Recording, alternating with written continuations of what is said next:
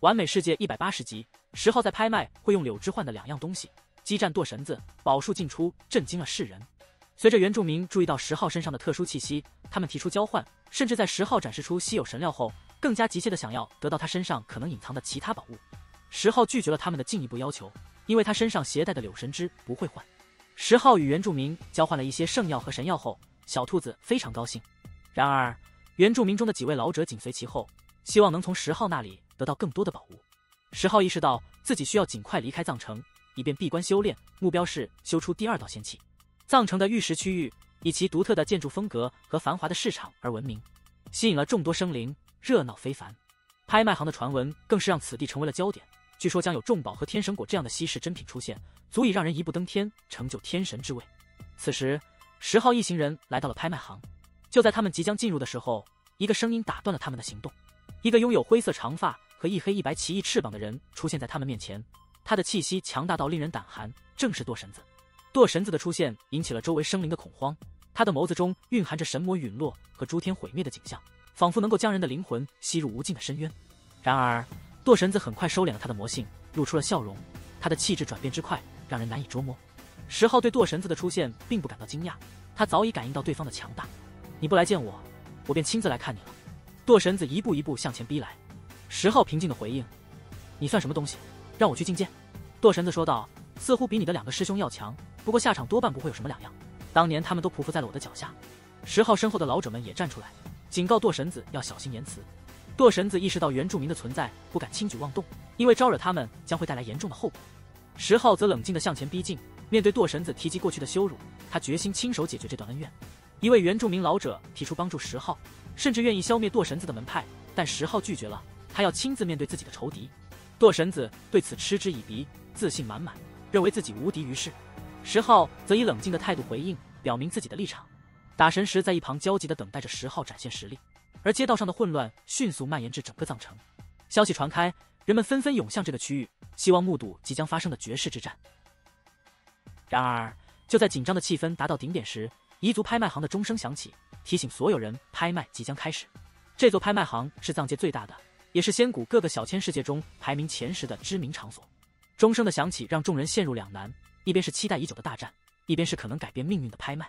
10号在关键时刻做出了决定，他选择先参加拍卖行的活动，因为他也知道彝族拍卖行有一些他所要的东西。他即将闭关去修第2道仙气，必须要有充分的准备。剁神子带着对珍稀宝物的渴望，也踏入了这场盛会。巴比魂族和古魔族的老者们向10号伸出了橄榄枝，希望能与他交换宝物，但10号选择保持观望。剁神子对10号的宝物表现出了浓厚的兴趣，而10号则以冷静的态度应对。拍卖行内，金碧辉煌的装饰和宽敞的空间展现了原住民的富有和对空间法则的精妙运用。随着拍卖会的进行，一件件珍贵的宝物被展出，引发了在场众人的激烈竞价。蓝骨刀的出现，以其能斩杀真神境高手的传说，激起了在场众人的极大兴趣。紧接着，天神的部分原始真骨也引起了一番竞拍热潮。然而，当天神骨的拍卖环节到来时，拍卖的却只是一幅古图，这让许多人感到失望，甚至愤怒，因为他们认为这不过是一则无用的消息。尽管拍卖行的老者试图解释，但许多人对此并不买账。10号并未参与竞拍，因为他相信自己能够凭借实力达到更高的境界。剁神子则以一种挑衅的姿态参与了竞拍，还告诉10号他们要收为仆从。小兔子则以挑衅的语气回应剁神子，剁神子毫不掩饰自己的张狂与自负，他的恣意张扬几乎是一种挑衅，逼迫着在场的所有人。打神石被激怒，愤怒的誓要斩杀剁神子，但拍卖行中的老者及时制止了这场纷争。他运用牦牛吼神通，让整个殿堂都为之震动，显示出他非凡的实力。在老者的威慑下，众人沉默不语，感到自身的渺小。剁神子最终无人竞争，以略高于底价的成本成功竞得古图。许多人对这幅古图的兴趣不大，因为他所标记的天神国所在地充满了未知和危险，原住民也未曾轻易尝试。即便有人心动，但在剁神子的威压下，无人敢与之竞争。剁神子的实力在同阶中无与伦比，他的目标是击毙10号，这让在场的众人更加畏惧，不敢招惹。随后，拍卖会上出现了半神果，10号果断出手竞拍。出乎意料的是，剁神子似乎在暗中相助，他的参与让其他人不敢竞争，但一旦其他人退出，剁神子也停止了竞价。小兔子最初对剁神子的行为感到高兴，但很快意识到对方实际上是在将他们视为未来的仆从而已，所以他们的一切终将归他所有。这让小兔子感到愤怒，而青衣则试图安慰他，尽管连他也对剁神子的行为感到不满。拍卖行的工作人员对舵神子的行为也感到不满，但由于他之前大手笔的竞拍，他们暂时没有采取行动。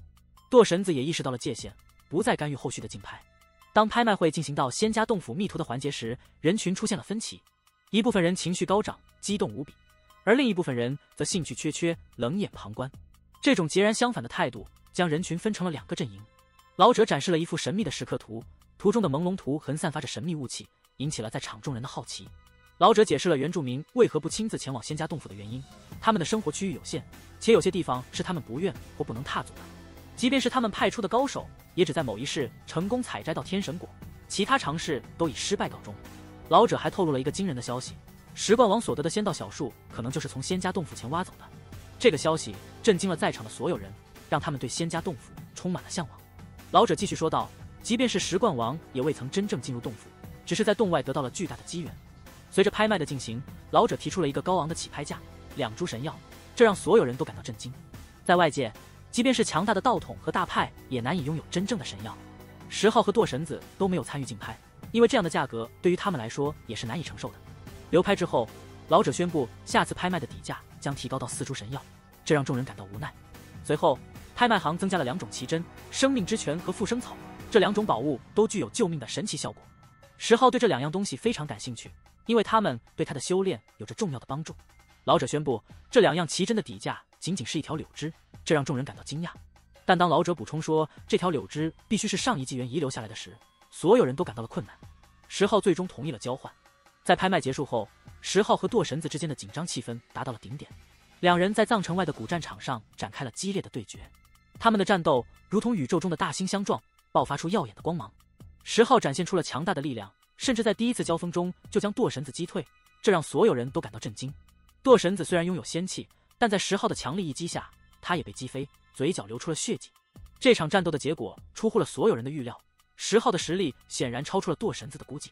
舵神子遭遇了前所未有的羞辱，他曾杀过3冠王，斩过1世英杰，号称不败的传奇，却被石浩一脚踢中面门，这不仅是失利，更是奇耻大辱。小兔子在远方兴奋地欢呼，舵神子的脸上感到火辣辣的疼痛，他的颌骨仿佛裂开，目光冰冷到了极点。耻辱、羞愤和戾气交织，让他浑身发出乌光，如同地狱的魔神。在倒飞中，他定住身形，如同标枪般定在地上，目光幽深，景象瘆人。舵神子承认自己小觑了石浩，他捏法印，轻轻一震，周围的虚空裂开，整片天地摇动。法印纠缠着洁白的仙气，攻杀石浩。石浩不闪不避，右拳如彗星砸落，与舵神子的法印击在一起，战场剧烈摇动。2人的交手如同炸雷，神秘符文蔓延，席卷天上地下。众人惊呼，快速倒退，被这种无法想象的波动所波及。2人如闪电般移动，不断碰撞，发出璀璨的光芒，有些芒甚至破入天际，击散云朵。这场战斗无比激烈，他们的拳头撞在一起，发出的光不断让虚空塌陷，恐怖的景象让人无法相信。许多心高气傲的天才感到挫败，因为那种差距太大了，他们怀疑即使成为真神也难以与这2人相比。最终2人分开，各自立在一方。虽然只是一瞬间，但他们的拳与掌早已对击了成百上千次，发出的光裂开了周围的虚空，可怕到让人无法相信。舵神子与石浩的战斗愈演愈烈，他们已经横移数十里，深入古战场的腹地。舵神子的心中充满了震惊与不幸，他难以接受自己已经迈出那关键一步，修成仙气，却仍无法击败石浩这个新人。随后，舵神子祭出了一件秘宝，试图封锁这片空间，防止他们的战斗波动和谈话内容外泄。他意识到石浩可能也修出了仙气，这让他感到了前所未有的压力。石浩的回应平淡而带有讽刺，他并不认为舵神子的成就有什么了不起。石浩的体外出现了一道纯净如红、洁白如玉的仙气，环绕在他的身上，如同真龙盘绕，这让舵神子感到了极大的威胁。2人的战斗愈发激烈，乌光蔽日，金芒耀天，他们的碰撞如同100万火山喷涌，散发出无尽璀璨的光。远方的观众见证了这场惊心动魄的对决，他们感到震撼，舵神子和石浩的实力远超他们的想象。舵神子的攻击强大到令人难以置信，他的一击就能让山峰崩塌，大地震动。他的吼声如同雷鸣，让围观的人心惊胆战，感受到了古代王者的恐怖力量。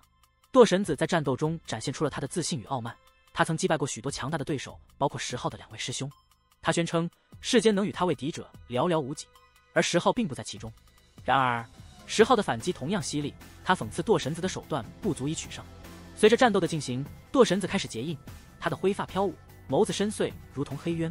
他的结印动作让乾坤轰鸣，四周的巨石都漂浮起来，随着他的印法而抖动，最终爆碎，让远方的观众感到了深深的恐惧。他们意识到堕神子正在施展的是堕神印，这是一种源自仙古纪元的无上神通，据说是由不朽者开创，拥有击杀诸天神魔的力量。他的周围出现了无尽的神魔陨落的异象，血雨飘零，这种景象震撼人心，让所有人感到头皮发麻。10号面对堕神子的堕神印并未退缩，他的左手施展轮回，右手上苍之光，同时身上还缠绕着第3种天赋宝术的雏形符文。他的光芒灿烂到让人震颤，周围的虚空都裂开了，黑色裂缝炸开。10号直接扑杀向堕神子，两者间的光华刺目，剧烈碰撞。在激烈的战斗中，堕神子被10号击飞，大口咳血，双鬓出现了白发，显然遭受了重创。10号没有停止攻击，他的掌指如虹，爆发万丈光芒，一拳又一拳的向前打去。堕神子的法印被击穿，整个人再次咳血，横飞起来。10号继续追击，右腿横扫，震开漫天神魔尸体形成的光幕，轰隆一声抽在堕神子身上，让他再次倒飞。10号缩地成寸，到了近前，震开对方的双掌，一拳砸出，几乎将堕神子击穿，胸部那里爆裂，血鱼骨接线。曹雨生提醒10号不要大意，堕神岭的人最抗揍，堕神子在被暴打的情况下，依然展现出了他的强大。他周围的神尸、魔骸全部漂浮而起，化成漩涡，形成风暴。他一声大喝，虚空皲裂，黑色缝隙围绕着那个黑色的漩涡，景象恐怖。堕神子的身体暴涨，化成了一个巨人，一只大手狠狠地拍了下去，砸在黑色漩涡中心，虚空破碎，天地震荡。10号被击飞，衣衫破碎，嘴角有一丝血液，但伤势不重，立身在远空，看着堕神子。10号吐槽堕神子皮糙肉厚，真抗揍。堕神子面色更冷，擦去嘴角的血，眼睛很凌厉，盯着10号。小兔子则在此时笑了出来，拍着小手，甩动一头银亮长发，开心的不得了。周围的观战者倒退，场中的堕神子和10号都太危险了，无人敢惹，也没有人敢乱点评。堕神子声音低沉，目光越发深邃，可怕无比。10号则平静的回应，表示要杀到堕神子没脾气。堕神子冷笑，依旧镇定，他的双鬓带着白丝，但在很快消退，从衰老的状态中复苏。这让人吃惊，因为中了轮回的攻击，若是其他人早就衰败了，而他硬抗了过来。堕神子在战斗中展现出了他的终极力量，他的一对翅膀一黑一白，蕴含着阴阳二气，展现出了无与伦比的力量。堕神子的天赋神通以阴阳为本源，演化大道真意，他的双翅一震，本源气弥漫而出，震动世间。他的攻击让远空的修士都感到了恐惧，阴阳二气的弥漫让天地都仿佛要瓦解。10号面对堕神子的攻击并未退缩，他的鲲鹏翅和其他宝术也复苏，古文交织浮现于体表。两者的战斗激烈到了极点，虚空大裂缝蔓延，长达数百丈，撕裂了战场。10号的攻击还在堕神子的翅膀上，上苍之光璀璨，但堕神子的黑白翅爆发出阴阳二气，化解了攻击，展现出了他的无敌风采。两人的交手，轮回符文和堕神印的碰撞，都让双方遭受了重创。10号在战斗中负伤，但他的眼中却露出了兴奋的光芒。他与堕神子一战的目的，就是要掂量所谓的古代怪胎有多强。